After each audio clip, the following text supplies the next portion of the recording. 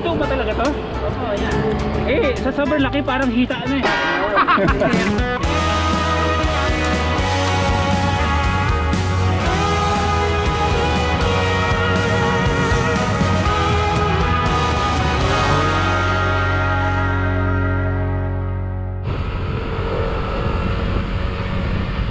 Magandang tanghali mga first timers. Mabiyahe tayo yan, magsistroll tayo, maghanap tayo ng magandang lugar, maghanap tayo ng pwedeng masarap kainan. Dito sa unahan ko, mayroong isang first timer dito. Hello! So bro. Ha? Picture? O tara, picture tayo. Pakita ko lang sa misis ko. O sige sige. Maniwala sa akin eh. Ano pangalan mo bro? Yel. Yel? Oo. O si Taga Sumapang Bata. taga Sumapang Bata, si Yel. Idol, thank you. O picture tayo. Tayo. O parang nanginginig ka rin ah. O sige. Thank you. Ayos. Sige bro. Ingat. Ingat ingat. Ako yung maghahanap pa ng pupuntahan na hindi ko ano. Parehas tayo. Oh, pareho tayo, kambal. Kambal. Itim, tsaka blue. Oh, siya bro, ingat, ingat. Madalas ngayon, ang dami-dami ko ng mga first timers na nakikita sa daan. Yung iba, hinahabol ako. Yung iba, kumakaway lang. Basta pag nagkita tayo sa daan, tawagin nyo lang. Yung iba kasi kinakarera ako, hinahabol talaga ako, dinidikitan ako eh.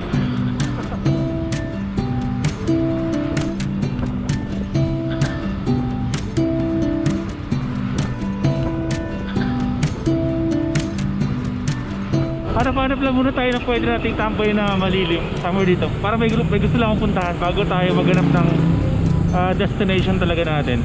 Feel ko talaga ngayon kumain, mag food trip na mga ihaw-ihaw, mga ganong klaseng trip sa buhay.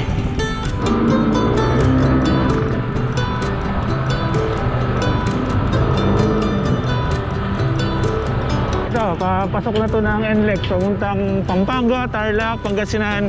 Basta papuntang norte yan. Diretso tayo, diretso tayo.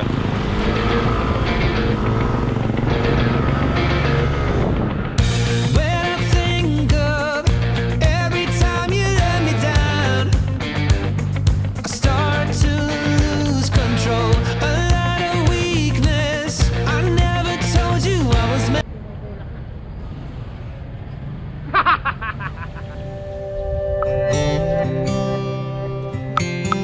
Presko dito ah.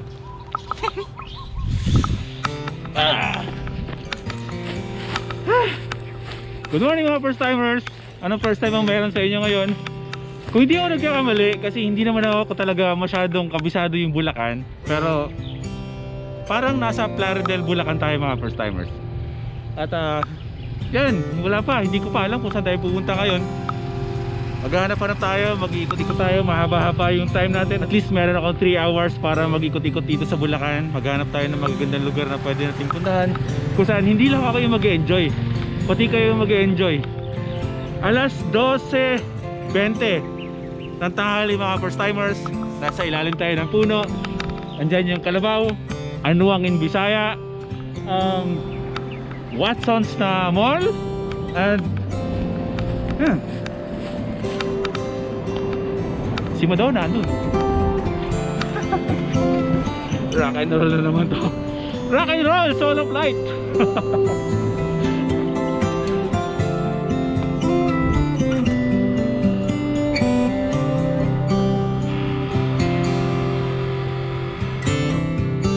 Presko. Frutas galore. Yes. Dito. Kaliwa, kanan. Kaliwa.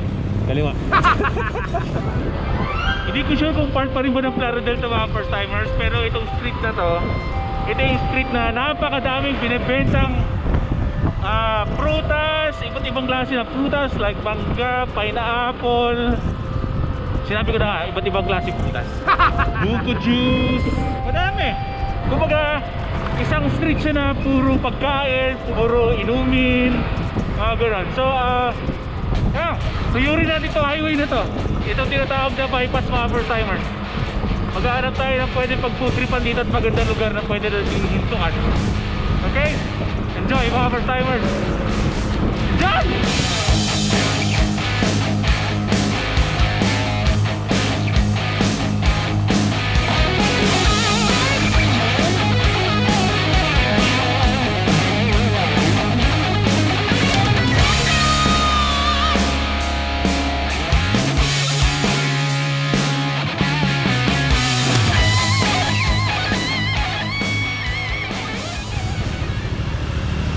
Kamiling or Kamiling?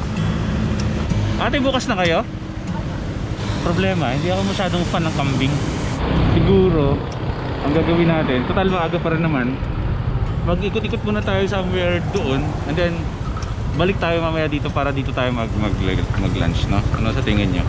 Kasi sobrang haba ng highway na yan, and then pag nagawa na natin lahat ng mga pwede natin gawin doon, babalik tayo dito para dito tayo kumain. Kain tayo ng kambing. Ate, anong mga luto ng binibenta ninyo? Ano po, bali mga kalderetang kambing kayo po papaitan. Papaitan? Magkano yung papaitan? Ano po, only rice po kami, 100 po. 100 kasama na. O, only rice. Di ba merong ano dyan? Maraming bilihan ng mga hito daw. Opo. Somewhere sa highway. Ganito, bibili muna tayo ng hito. Maghahanap muna tayo ng pwede nating mabilan ng hito. And then mamaya pagbalik natin, dito tayo kakain. Kamiling or Kamiling? Kamiling. Kamiling. Balik ako. Kamiling at kamiling. Nanay mo yan or ikaw yan? Hindi po. Ay, hindi. Balik ako. Mamaya ha. Sige. Maglalakwatsa muna ako. Pabalik ako. Alright. Ang ganda nung ngiti ni ate. Alam niyo mga first timers, yung interaction ang pinakamasarap sa pakiramdam kapag nagta-travel ako ng ganito. As in yung nakikita nyo sa mga vlogs ko, ako, hindi talaga ako naiiyak makapagkwentuhan sa mga tao kahit hindi ko ka-close. Nararamdaman ko kaagad kung alam kong pwede kong biruin, pwede akong makapagkwentuhan.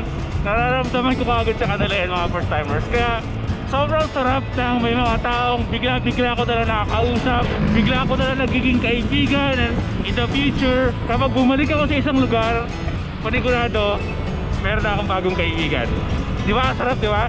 Ito yung masarap sa nagtatravel ng ganito na nakamotor. Anytime pwede kang huminto, anytime pwede dumami yung mga kaibigan mo. Sarap. Manila yung pakanan, papunta ng NLEX yan, and then ito, Pakabaratuan, papuntang norte, like Baliwag, San Miguel. Ito yan, bypass na yan. Pasok sa school, puro ako pa cool. Puro bulakbol kaya ang grades ay palakul. Buti may top 1 na tropa, sa kanya kumokopya na kapag tapos. Tapos ka na kaibigan, tapos ka na kaibigan, tapos ka na kaibigan, tapos ka na kaibigan.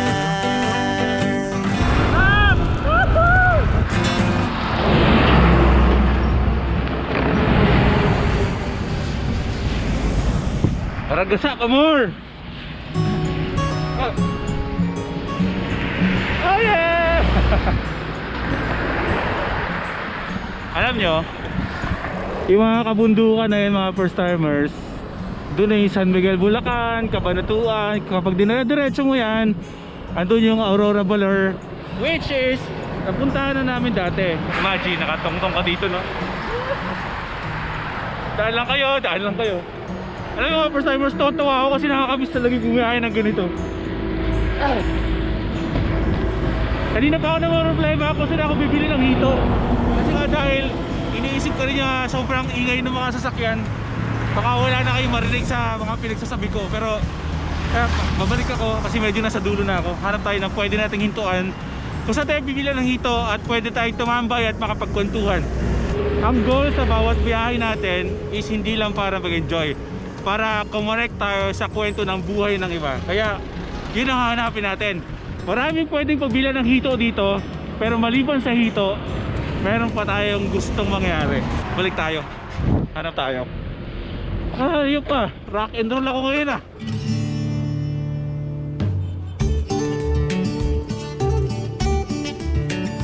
Ay bo, ayos yun ah, lunch. Tanghalian. Tanghalian nyo na.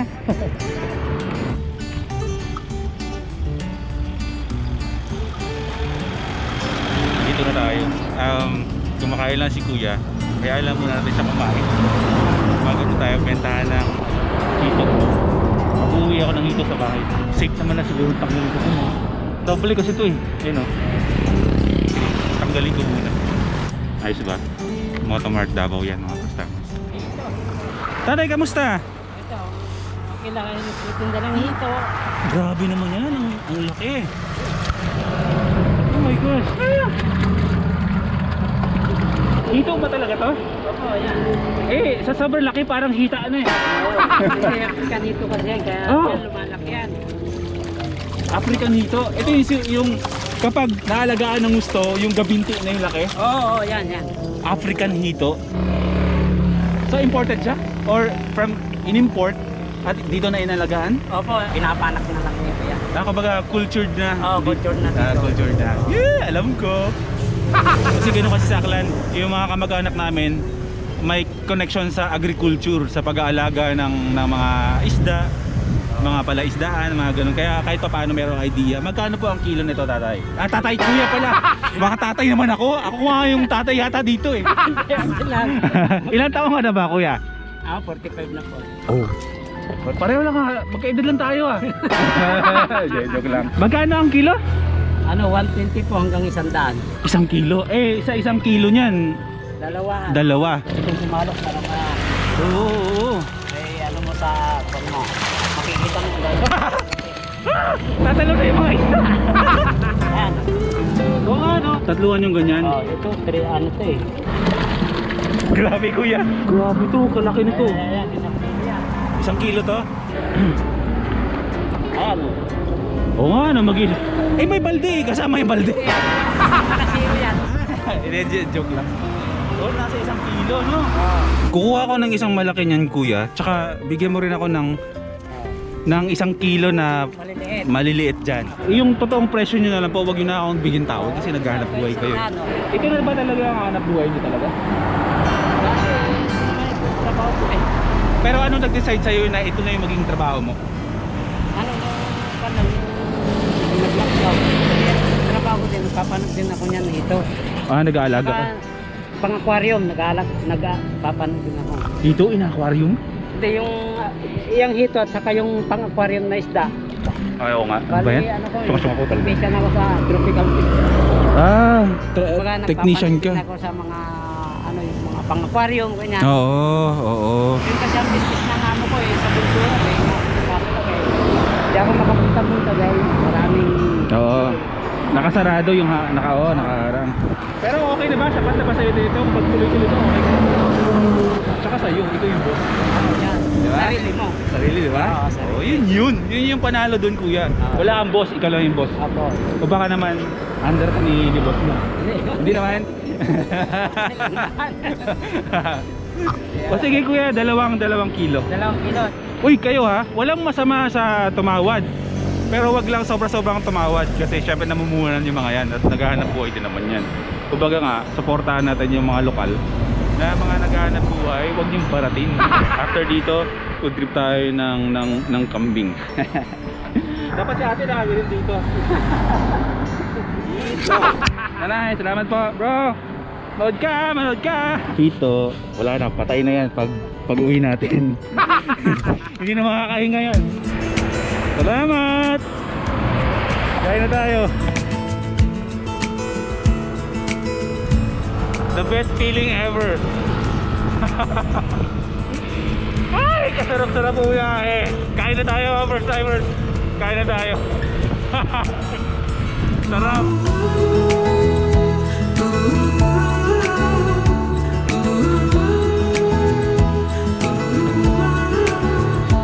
Oh, it hurts to grow up, 'cause nothing makes sense anymore.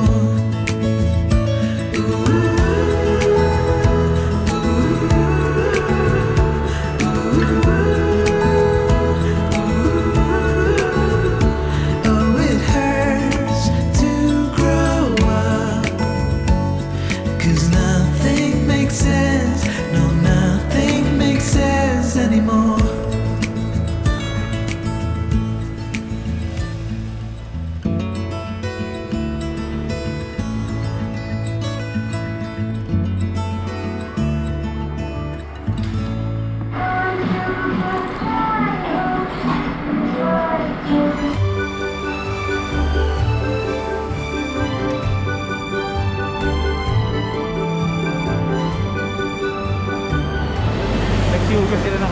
Kamiling Eatery at maglalas na tayo at susubukan natin kung anong merong lutong kambing sila dito sa loob.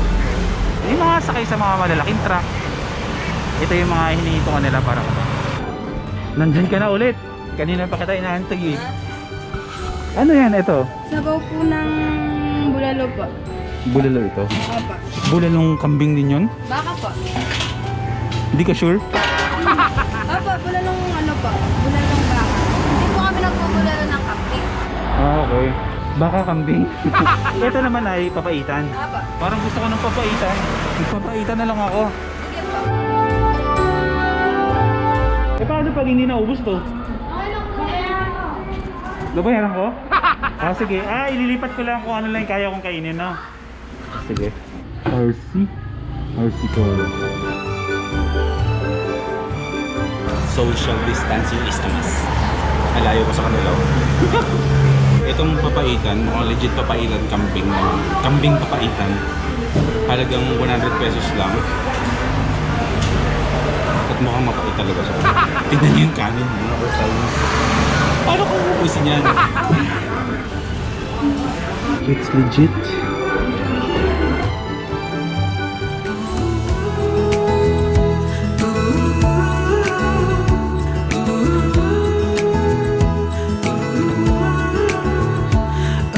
Maraming salamat po. Maraming salamat. Babalik-balik na lang ako pag gusto ko ng kambing. Okay. Back on the road mga first timers at pauwi na.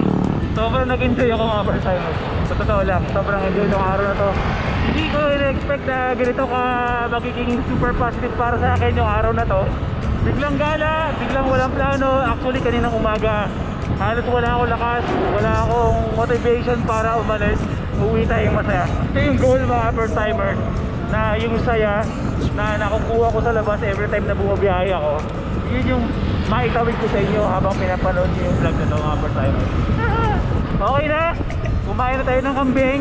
Meron na tayong uwi sa bahay na hito. Okay na yung araw, kompleto na, masaya na. Malibagong lakad ulit bukas mga first timers. Kita-kits bukas. Life is good. See you tomorrow. Road to 100K! Ano na?